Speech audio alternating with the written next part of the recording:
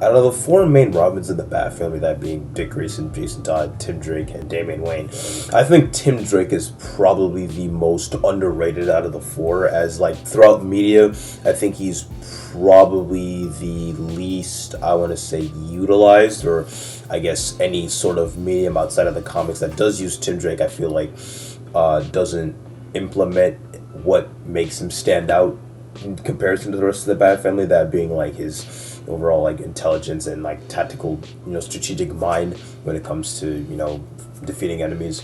I think Young Justice did a pretty decent job with Tim, but you don't really see him a lot, as like the focus is mainly on like the season one cast, that being with like the Nightwing, Artemis, Miss Martian, Superboy, Kid Flash, and the rest of the cast there. And I guess two popular adaptations for Tim Drake would be like the animated series and the Arkham games, but I don't think either one of those adaptations like truly like portray the intelligence of Tim Drake and why I believe he is the best Robin. For like works the best well with Batman.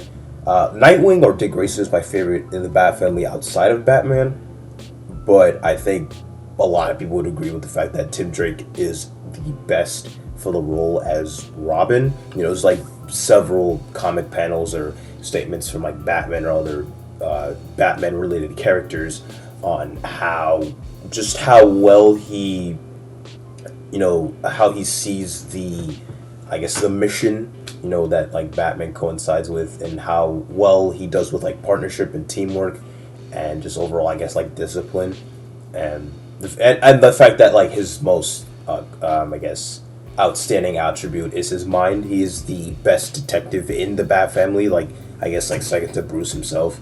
So like outside of Bruce, he's like the world's greatest detective.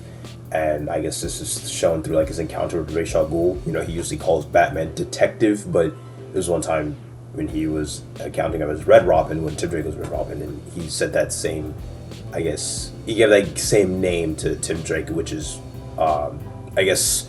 something not to be taken lightly, because in Ra's al Ghul, he's like hundreds of years old and has fought in so many, other people, but to be given that title is, something grand.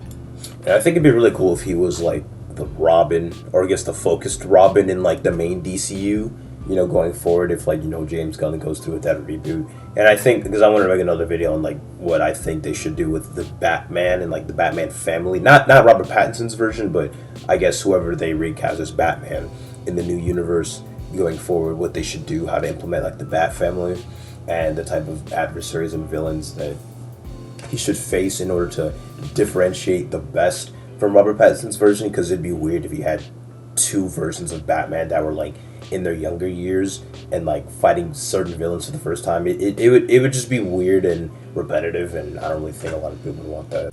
And you could kind of jump in with that universe with like Dick Grayson either in his later years as Robin, on his way to becoming Nightwing, or he's already Nightwing.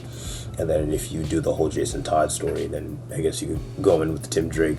Because the only other live action adaptation of Tim Drake is in the Titan show, but at this point he's not even Robin yet, and it's like I don't even know if Titans will even get a season 5, because the whole like HBO Max thing with like Warner Bros. Discovery and Zaslav.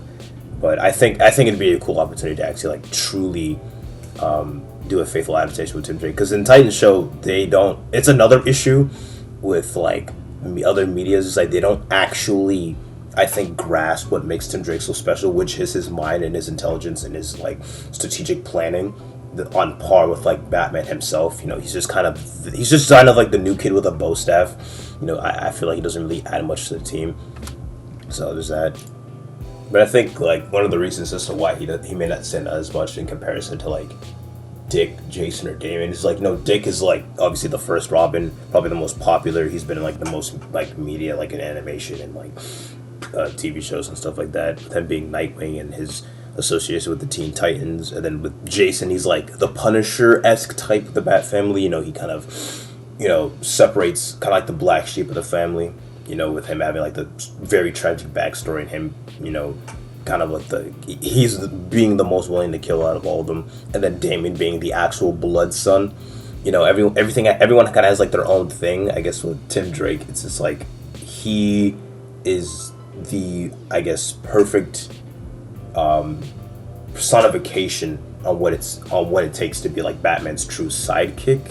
You know, as to like he doesn't get caught up on whether he's in Batman's shadow, kind of like Dick. Doesn't have any like mental trauma or aggression like Jason.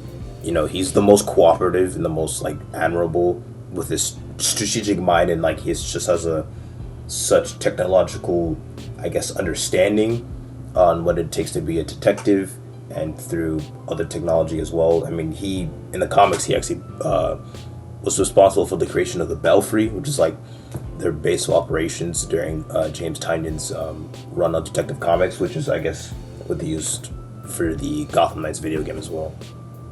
Yeah, but I mean, with all that, I mean, I think going forward, whether it be through animation, video games, or, you know, even the movies, I think it'd be a really good way to introduce Tim Drake to some capacity, because, as I said, I think he's like the most underrated Robin, and I guess the best fit for the role of Robin, and it'd be really cool to see him in the future.